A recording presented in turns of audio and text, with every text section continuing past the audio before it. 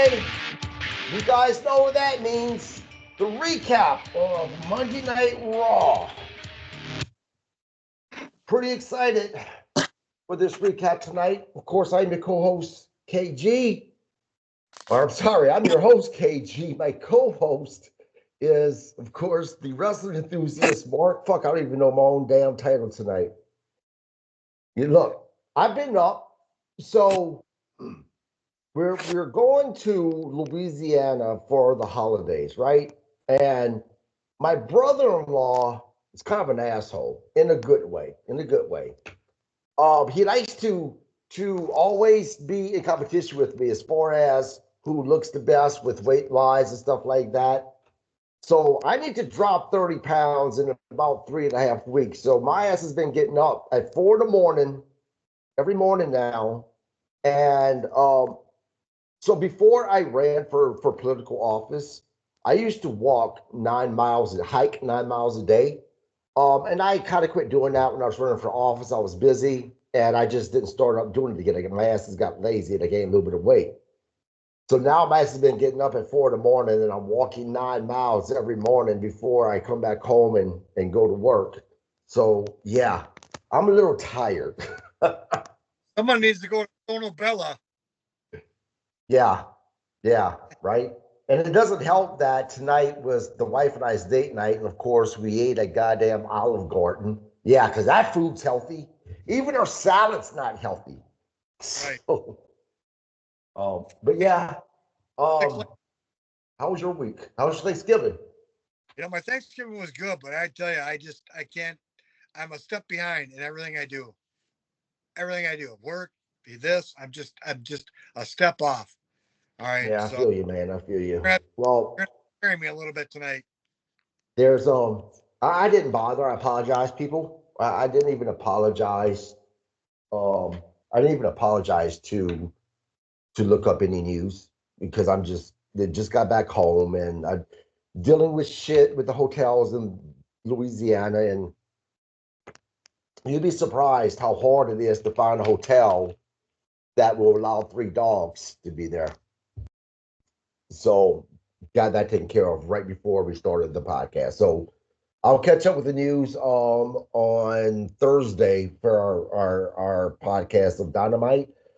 But yeah, let's get to it, man. Monday Night Raw. I tell you what, the past 2 Raws, I was not a fan of. I thought they lacked, but last night was on fire, man. And at least in my opinion, they started hot with the whole CM Punk and Seth Rollins, and then of course Sami Zayn. Yeah, that was great. So yeah, let's get to it.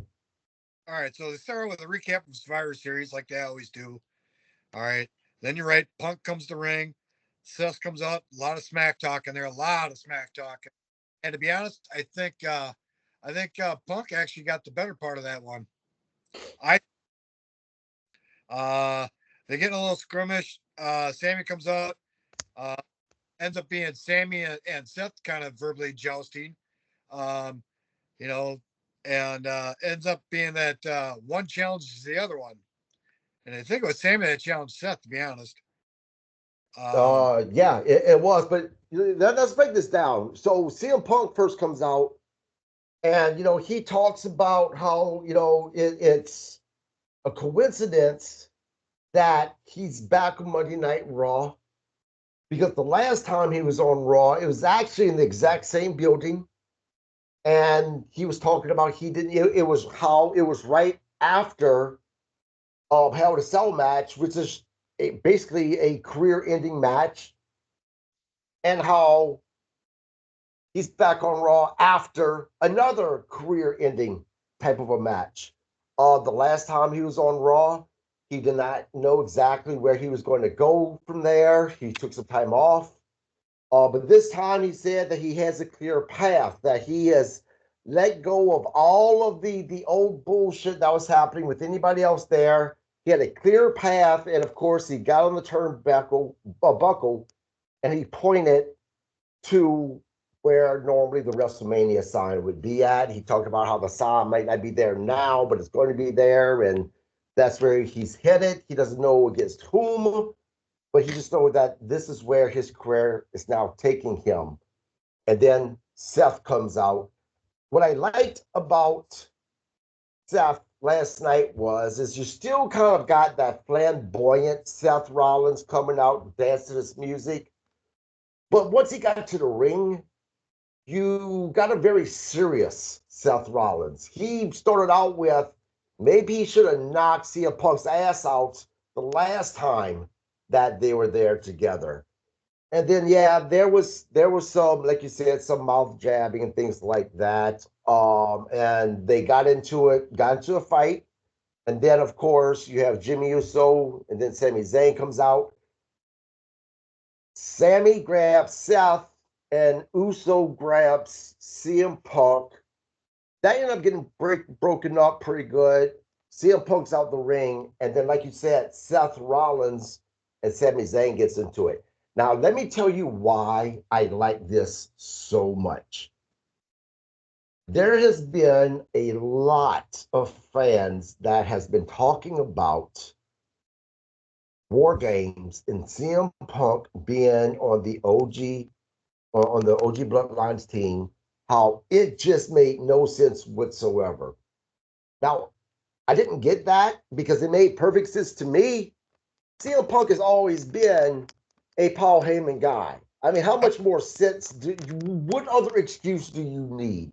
I don't care if it would have been the Sandman that came out, right?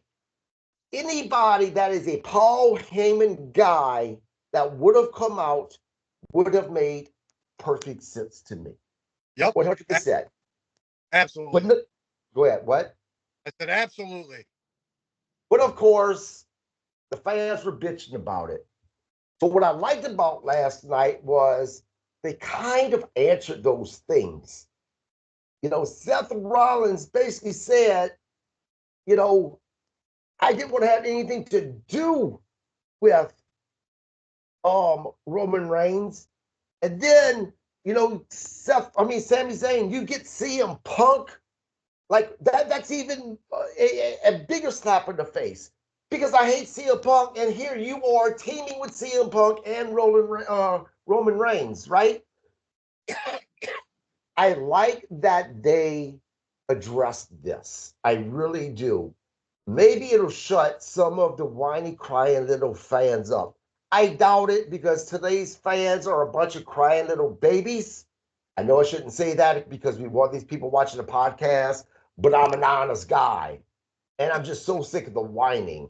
Because let me tell you, you want to hear about whining, wait till we get to the New Day thing that happened. Oh my God. But yeah, I really like this segment. I thought that Raw opened up hotter than it has in a really long time. This was just absolutely awesome to me. I loved it. Yeah, it was probably almost the highlight of the show. Almost.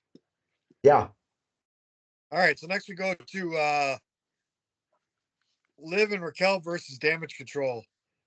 I really didn't think much of this match. I thought it'd be a squash match, and essentially it was.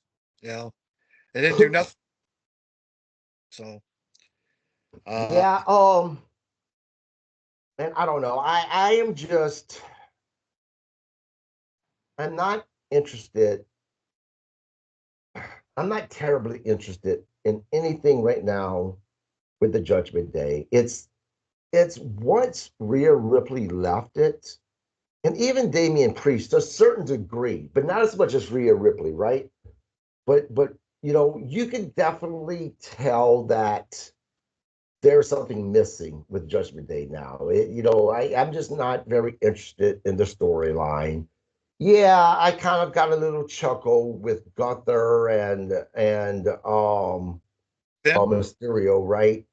Um, which yeah, it was entertaining, but I just not really. I don't know. I mean, am I alone here, or are you still invested with the whole Judgment Day? no, I've kind of lost a lot of interest. I think Rhea and Damian kind of more than we thought they did. I mean, Finn's good. I don't care much for his tag team partner, the bobblehead or whatever. Carlito I like, but he's a mid carder all day, every day. Dom still gets heat, but they've lost some of that zest.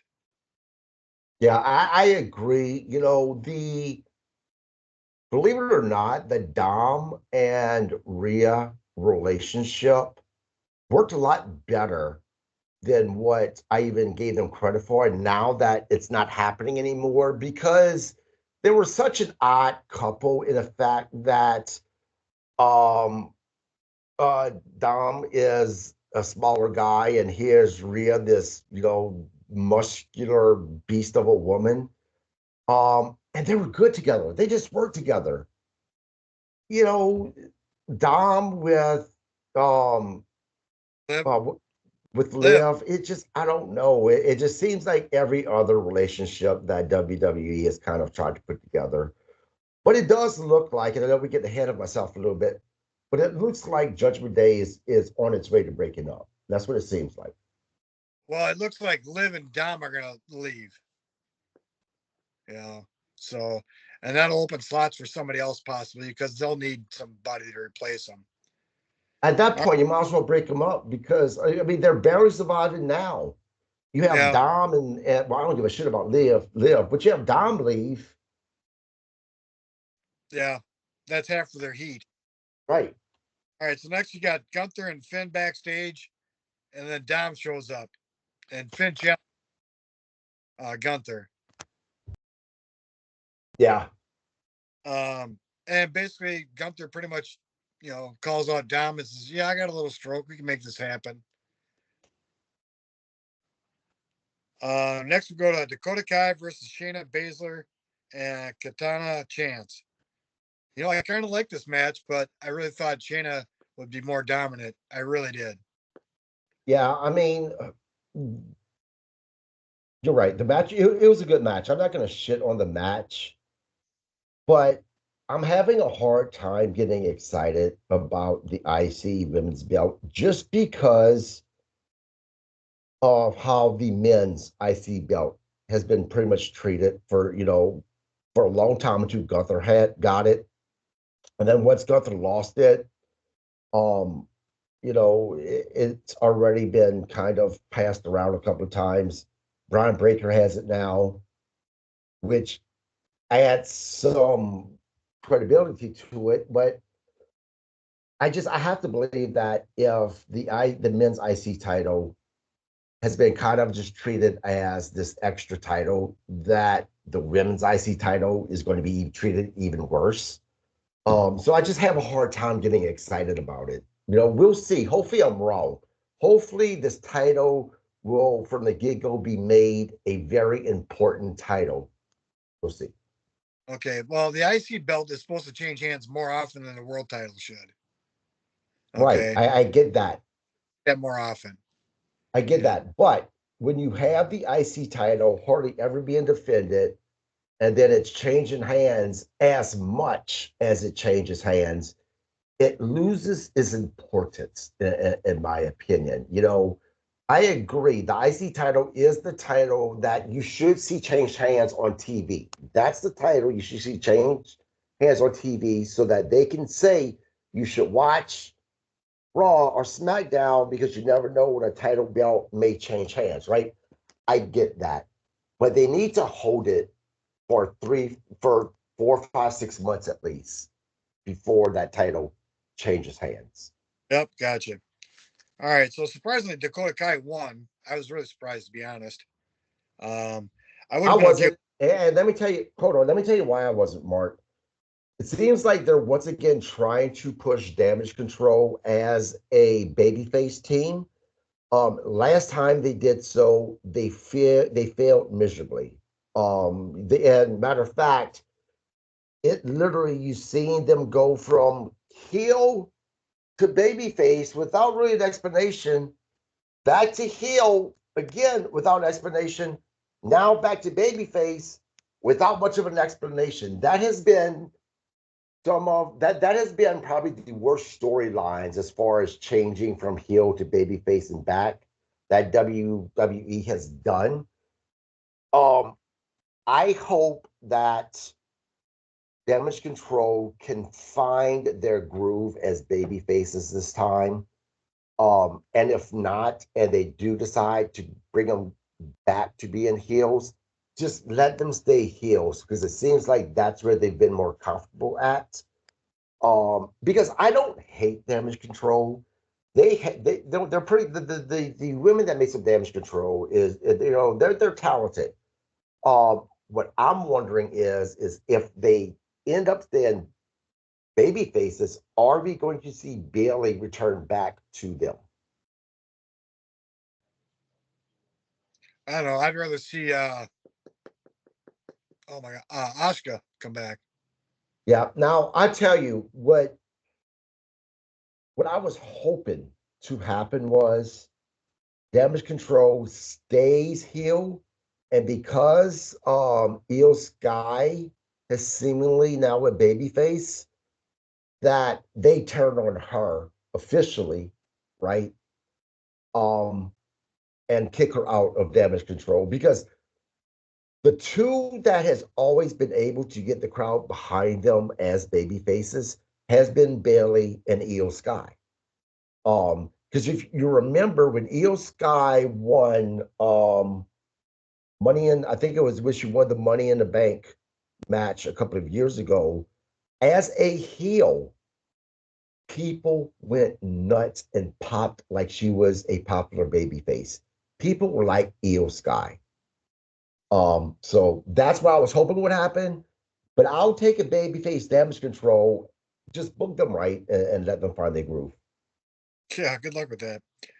All right, so then they show a video or a showcase of New Day over the past 10 years. Adam Pearson introduces New Day. Just Kofi and Woods though. Biggie ends up coming out later. Um, this whole segment really kind of surprised me. I didn't expect it to go. It did. Biggie offered to be their manager until he was medically cleared, and it just went south from there as far as Biggie was concerned, and they essentially just kicked him out of the New Day, which I guess storyline I think it makes sense, you know, but I felt for Biggie, I really did, and also Big E doesn't look as big as he was. No, and I tell you, so a couple of things with this. Go back and watch either last week's podcast, Monday Night Recap, or the week before. I specifically said I would love to see Kofi and Woods both turn heel. And if not both of them, I would prefer to see a Kofi heel turn than a Woods heel turn. I got what I wanted. Yeah, Just had to because say I told you so. Not you, but to everyone. yeah, Secondly, people were crying about why WWE would break up New Day. Let me tell you why they're breaking up fucking New Day. I'm a little spicy tonight. So they almost didn't have a choice but to break up New Day because New Day without Big E is not New Day. And like it or not, it very much looks like that we have seen the last of Big E on a episode of Raw or even a SmackDown, right? He'll never go back to SmackDown either. Big E's career in the ring is done with. He's not coming back, not anytime soon anyway.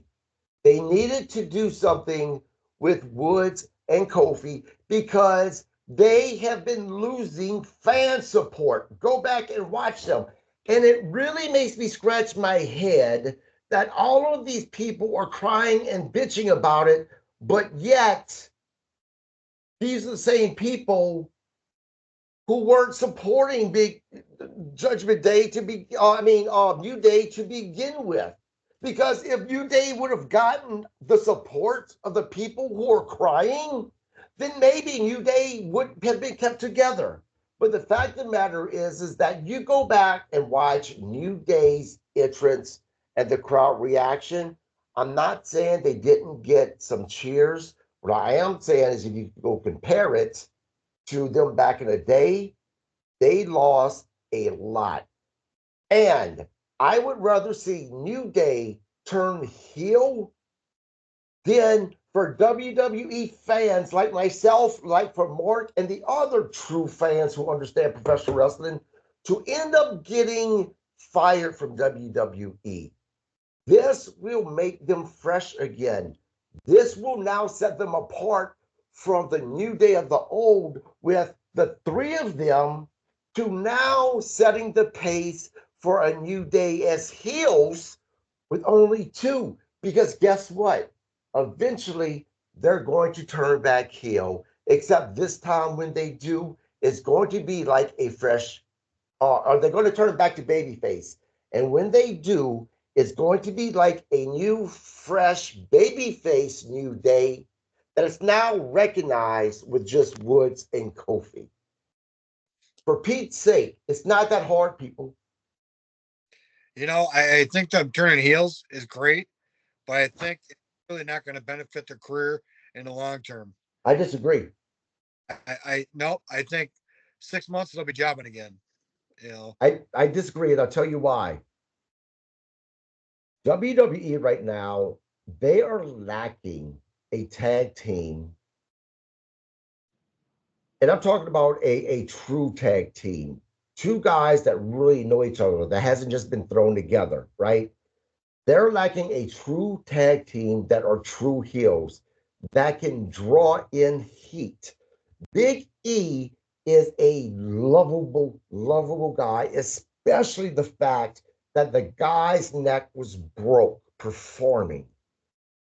This is why it was brilliant for them to attack Big E and say, basically, you big pussy, you didn't even need surgery and you're not able to wrestle. Look at Edge, who, by the way, I love that they mentioned Edge because he's out with AEW. That to me is WWE flipping off AEW saying, you see, we're not scared to mention your guys that, went there. But they mentioned Edge, who needed surgery, Kurt Angle, who won a gold medal with a broken freaking neck, right? And a couple of other guys they mentioned. Man, this was brilliant. That is going to draw so much heat on these guys. That was cheap heat, right? Without even trying. Cheap heat.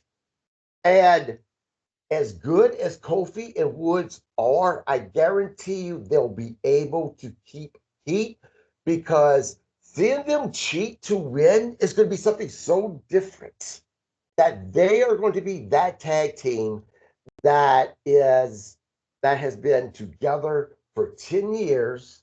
So they're a true tag team that know one another, that's going to cheat, that fans are going to hate. That is my prediction. And I think 6 months from now, they're going to be tag team champs. I hope you're right, but I think they're going to get lost in the shuffle somehow. No, because look, you got to remember this, Bart. Yeah, we see baby faces with titles, right?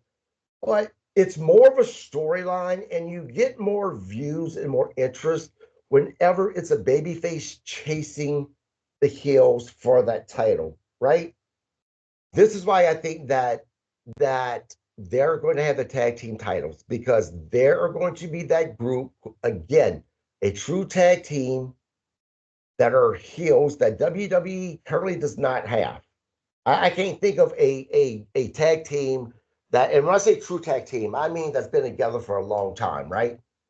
That has heat like these two guys will. You put the titles on them, and you have a babyface tag team chase them. I think that's going to be money. Okay, well, we'll see. So, um, next we go to Karrion Kross tossing out threats to the Wyatt Six. Um, then we go to Butch having a Well, quick. let's wait. Let's stop. Let's stop right there. I liked Karrion Kross last night. I've always liked Karrion Kross when it comes to his promos. He looks like a guy you don't want to mess with, right? If there was any team that was made to challenge the Wyatts that could beat the Wyatts, and it'd be a legit, believable beat, right? It would be Karrion Kross and AOP, Authors of Pain, made up last week, but I couldn't think of their names, and Mark couldn't either. He had a brain fart. AOP, right? Yep. Now, this is my fear. WWE is going to do what they always do with Karrion Kross and make him a damn jobber for a match that gets promoted by Karrion Kross with his amazing promos. I don't know what the problem is with booking or with the creative team with Karrion Kross. This guy is an absolute winner, in my opinion. He's a good wrestler. He is great on the mic with promos. AOP, my God, if there is a closer team that could be compared to the Road Warriors with the same manager as the Road Warriors, it is definitely AOP. Like the Road Warriors, they look like two badasses that it would make sense if they had the title and no one could take it off of them, right? I don't know what the problem is, but I so badly want to see Karrion Kross and AOP kick the shit out of the Wyatts. I know we kind of seen it, but in a match, I want to see the Wyatts first loss in the ring to AOP and Karrion Kross. I really want to see that because I want to see these guys back in the run for the title belt, and I want them to be in storylines where they are a true threat. I think Karrion Kross is world champion all day. All day long, man. All day long. And you know what? If WWE keeps on messing with him, I hope we see him go to AEW. And if Tony Khan is smart, he's going to build his dynamite around Karrion Kross and make that man champion and make that man a long-term champion. You know, he kind of reminds me of Savage as far as size and ability. All right. But on the mic, he's almost as good as Malachi Black, I think. Because Kross can play some head games. Can you imagine, since right now, I see two things happening with Karrion Kross at AEW. Either A, if they're set on keeping Malachi Black as a babyface, those two in a feud. Or can you imagine Karrion Kross being in the House of Black? Oh, God. Oh, God. I think I just pitched wood. Right? Yep. No, that'd be awesome. That'd be freaking awesome. All right. So getting back to the grass of matter here. Let's see. Then we go to Dom versus Gunther. This is really why book it because we already knew this what was going to happen. But You know? let me tell you what I hated. And I'm not gonna lie. Hate it. Dom's entertaining. Nothing against Dom, right? He is very talented in the ring. He reminds me, I think that if he puts size on Dom, that you could very much compare him to an Eddie. I really do. Right? If you put size on him, he's young. He's good. As good as he is now, he is young. I'm telling you. You go back and watch Eddie's videos back when he was this young, you'll be surprised. But this is a problem. You've been booking Gunther the way you've been booking Gunther. Now, all of a sudden, that he's kind of a baby face, you made him look weak as fuck in the ring last night. I mean, you had Dom outsmarting him. You had Dom giving him a beatdown at times. I did not like this. If this is what it means for Gunther to be a baby face, give me back a heel Gunther. Now, hold on now. You know, I think we all kind of view Dom as still a rookie. Dom's got 3-4 years now behind him, maybe more. You know, Yes. we always view him as a rookie still. But that's not my problem. That's why I said Dom is good, right? My problem isn't with Dom so much as you have been booking Gunther as this guy that broke the record with the longest IC title run, right? A guy that, Randy Orton had problems beating Gunther. Randy Orton, man. Randy Orton had a hard time even giving him any type of a beatdown. And you're going to put him in the ring with a guy that is as small as Dom, right? And have Gunther take the beat down that Dom was giving him at times. You're right. Dom is not a rookie, 2 or 3 years. But look how they book Dom when it comes to these matches. Oh, yeah, except for Dom. You remember that little skit a couple of weeks ago laughing at Dom? I don't like the way they all of a sudden just booked Gunther because he's kind of a baby face now. They made him look weak last night, Mark. And if that's what they're going to do, then I prefer to see a heel Gunther because Gunther is probably one of your most different um, wrestlers that we've had in a very long time. As far as, yes, he's tall, he has some size on him, but he's not this big muscular guy, but yet he's still believable as someone that'd be hard to beat. Yep. He carries that Steven Regal about him. Exactly. So next we go to a backstage interview with Butch, and I will say Butch because damn it, I love calling him Butch. Quick interview, and even just as quick of a match, you know. And I like that R-Truth got it, to be honest. Look, I like the R-Truth one, right? And everyone always give R-Truth, his props. Deservingly, right? Let's talk about Butch for a second, okay? This guy who is looked at as a very serious wrestler because he has a very serious persona.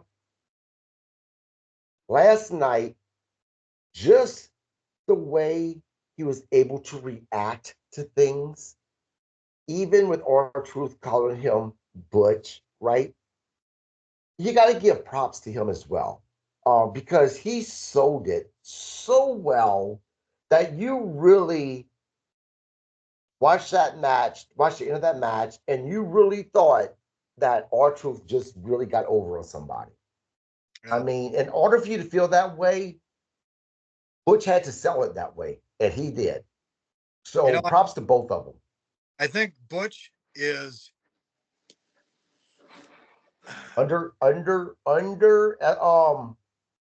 he is one of the more underrated talents. One of them that WWE has. I think he could be a Benoit without killing the family. All right. I think Butch could be a Benoit. I really do. He needs a little bit more beef on him, but he's definitely got the intensity. I think he's got the drive. Um, he's got about the same much charisma. So hi, my name is KG, and I am the host of Ring the Damn Bell. And I would just like to say that I do not support or even approve of all the time everything that my co-host Mark should happen to say. So that comment he just made about the Benoit murders, I do not support nor do I stand by him. If you want to bitch at him for making that comment, please find him on Facebook and send him messages, not me. Thank you. Okay, you can continue, Mark. No, I wasn't approving Benoit's murders. I was saying Butch has the ability to be like a Benoit without killing his family. I think that would have been kind of taken that way without having to say it. I appreciate the PSA, the public service of discrediting me. Thanks, appreciate it. All right, so moving on. We go to Ludwig and Braun backstage. Ludwig challenging Braun. Braun saying, "Bring it on," pretty much. You know what? I'm more excited about these two facing off now than I was 2 weeks ago. Well, look, as long as they keep them on this path, I don't want to see another three-way match. I want to see Kaiser against Braun Breaker. But I also want to see Braun Breaker break Kaiser's little runty ass. This match better not go on more than 5 minutes. I want to see it. What's that? It'll go on longer than 5. Better not. All right, I'll see if I can contact WWE and give me your feedback. All right, so the next they announced an 8-man tag team cross Final Testament versus the Wyatt Six. All right, I popped a little on this. I missed this match for some reason. No. They announced it for next week. Okay. I was wondering. I'm like, what? All right, go ahead. So then we got Sammy talking to Adam Pearce, wanting to know who attacked Jay. And to be completely honest, I missed Jay getting attacked. I don't remember seeing it. I might have felt. So they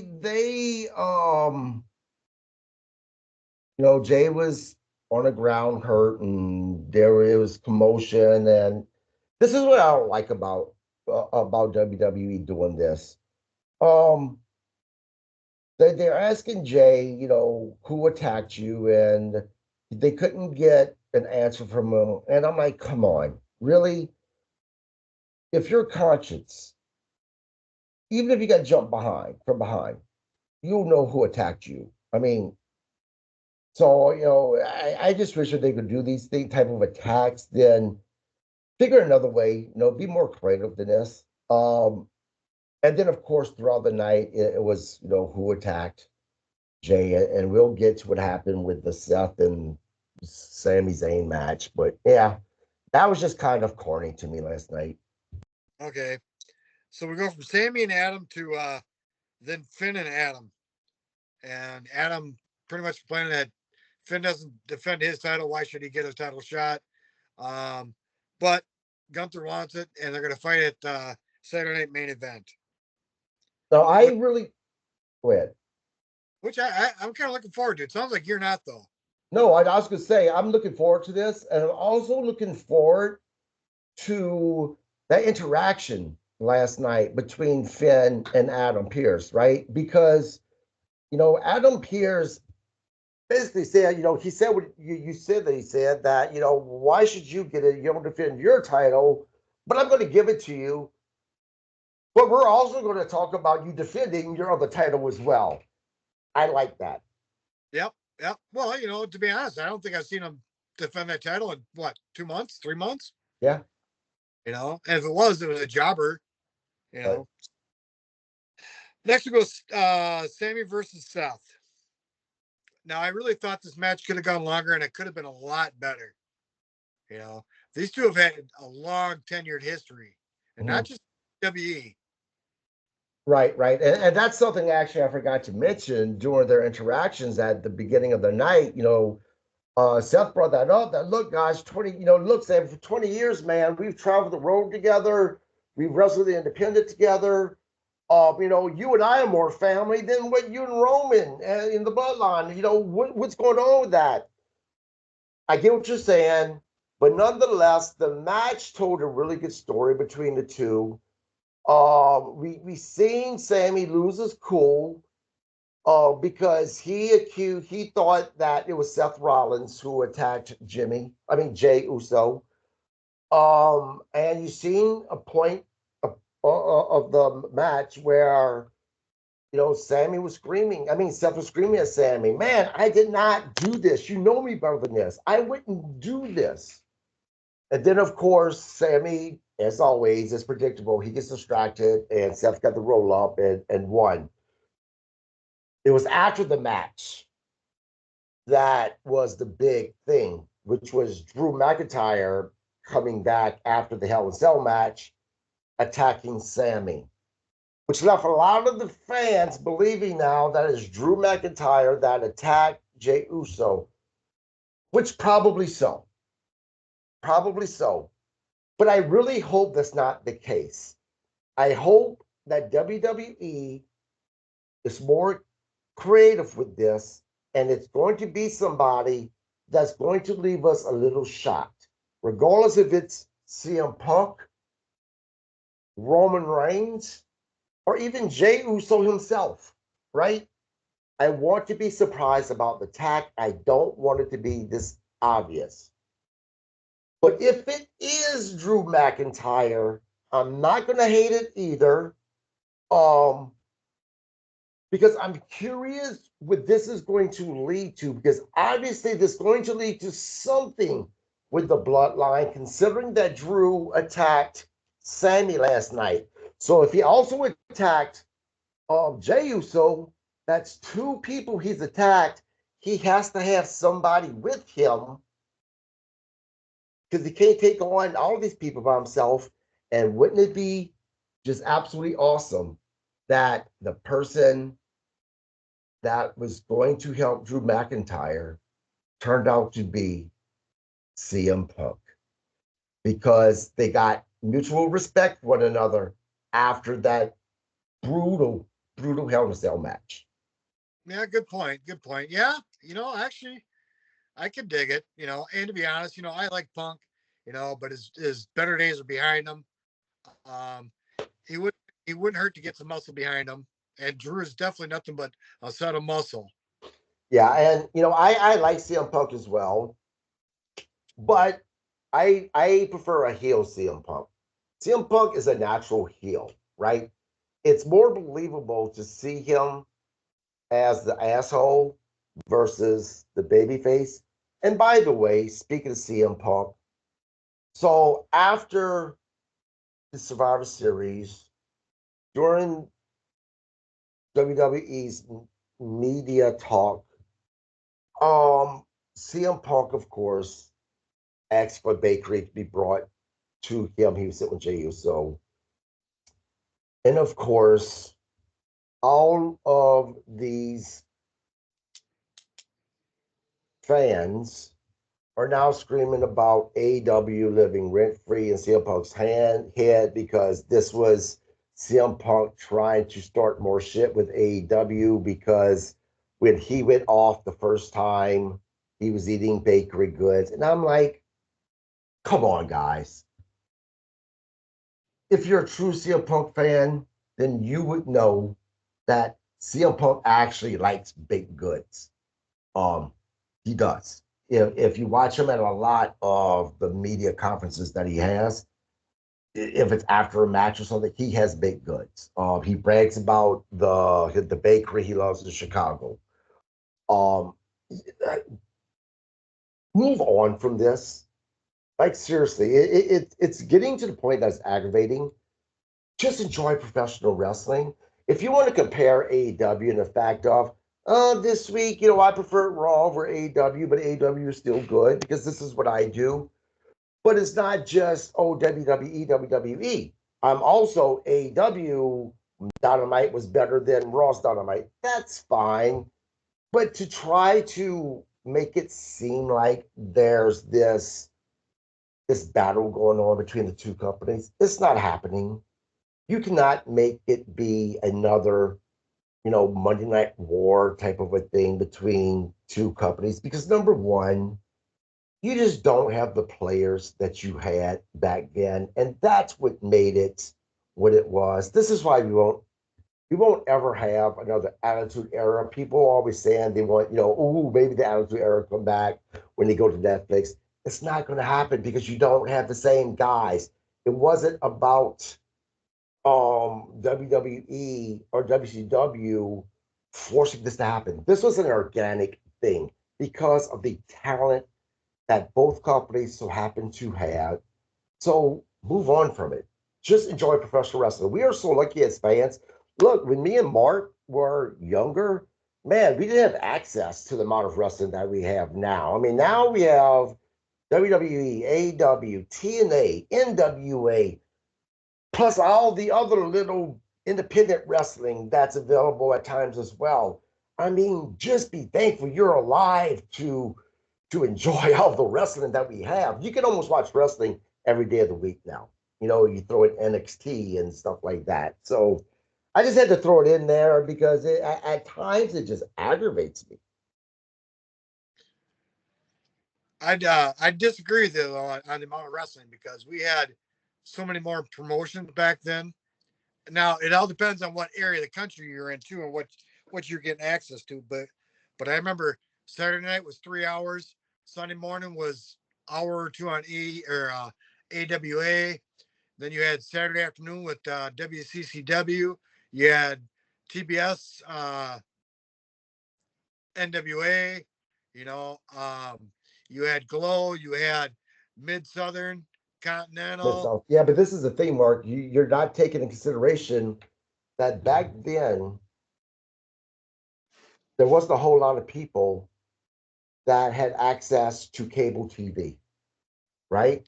And like you said, depending on the area you lived in, me being in Louisiana, growing up in Louisiana, I had access to Mid-South Wrestling Saturday mornings, Saturday afternoon Atlantic Championship Wrestling, and that was it until we got cable. And then the only thing I could add was WWF, but I hated WWF back then. I wasn't into cartoon wrestling, their type of characters, because of what I was used to watching, which was reality-based characters. I'm not saying that WWF their programming was bad back then. That was what worked for their market, right?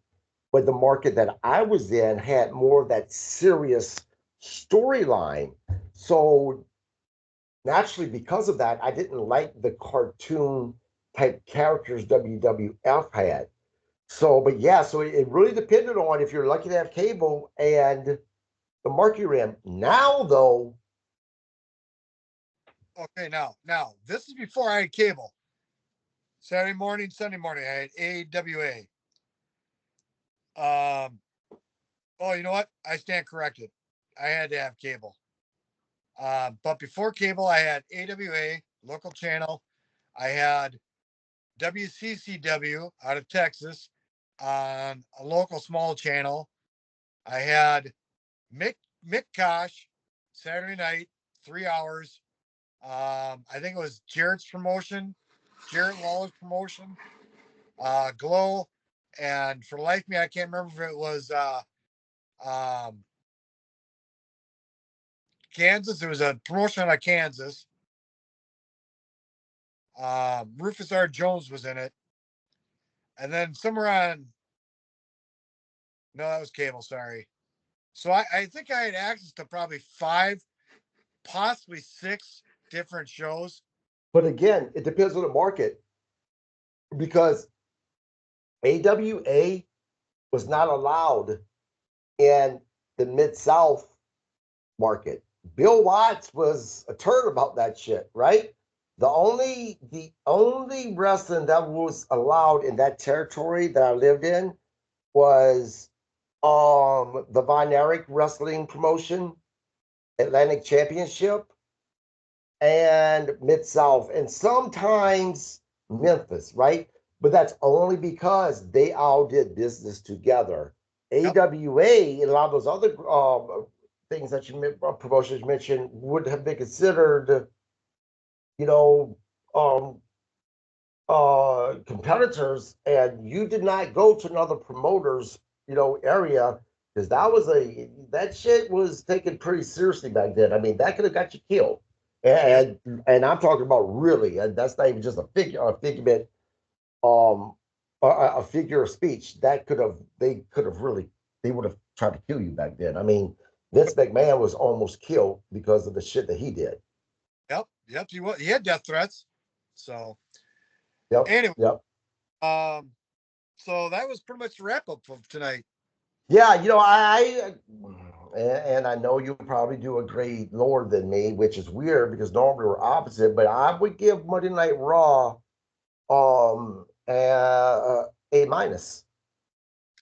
I'll go B plus just because I like the opening, and as much as it tore me up to see Big E to get tore down, it was the right thing. So I'll give him a B plus. Yeah, and I tell you what, last night was the first time in a long time that Raw ended that left me excited about next week. Because of Drew McIntyre attacking Sammy, and because of Jey Uso, we not knowing who attacked Jey Uso. So was it Drew McIntyre? And if so, who's he planning on being partners with to fight these guys? So yeah, I'm looking forward to Raw next week. I just hope that Raw doesn't screw the pooch and fumble the ball on these. You're talking about 2 to 3 top storylines right now, depending on the direction they'll go with when it comes to who attacked um Uso. Because if it was someone other than Drew McIntyre, then that could be a separate storyline. So now we are talking 3 major storylines, really 4 if you throw in Karrion Kross and the Wyatt group, depending on how in depth they want to go. But of course, if it was Drew McIntyre that attacked Jimmy, then that storyline with Sam is going to be considered one storyline, basically. So yeah, we're looking at 3 to 4 major storylines, next week. So I'm looking forward to it. Oh well, actually, not to mention Seth and CM Punk. I mean, that's another storyline. So we have quite a few storylines that began on Raw last night. So that makes me excited for next week's episode. Yeah. So yeah, that will do it. Please subscribe to our channel, guys, and also don't forget to go check out my interview with Jason Rage from local wrestling promotion here, Pinnacle Professional Wrestling. Really good conversation with him.